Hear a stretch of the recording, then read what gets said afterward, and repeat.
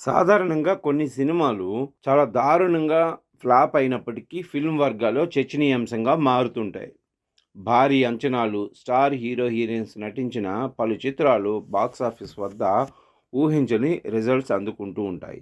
అందులో ఇప్పుడు మనం మాట్లాడుకుంటున్న ఈ సినిమా కూడా ఆ కోవకే చెందినది.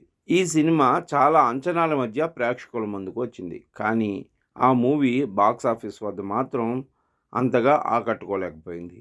ఇద్దరు పెద్ద స్టార్ హీరోస్ మొదటిసారి కలిసి నటించినప్పటికీ కూడా ఆ సినిమా పెద్ద డిజాస్టర్‌గా మిగిలిపోయింది. ఆ మూవీ పేరే 'నాచ్'. ఈ సినిమా 2004లో విడుదలై అతిపెద్ద డిజాస్టర్ మూవీగా నిలిచింది.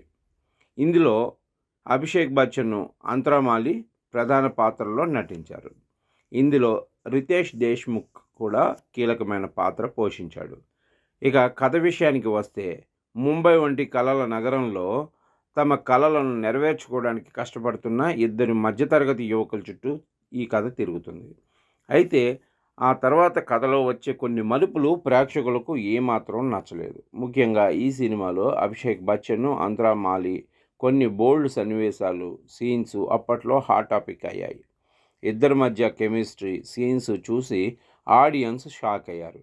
కానీ ఈ చిత్రానికి మాత్రం ఊహించినంత రెస్పాన్స్ రాలేదు. ఈ 2 గంటల 30 నిమిషాల సినిమా కోసం నిర్మాతలు సుమారు 8.5 కోట్లు ఖర్చు చేశారట. అయితే ఈ సినిమా ప్రపంచవ్యాప్తంగా బాక్సాఫీస్ వద్ద 4.78 కోట్లు మాత్రమే వసూలు చేసింది. ఆ ఏడాదిలోని అతిపెద్ద అటర్ ఫ్లాప్ మూవీగా 'నాచ్' మిగిలిపోయింది.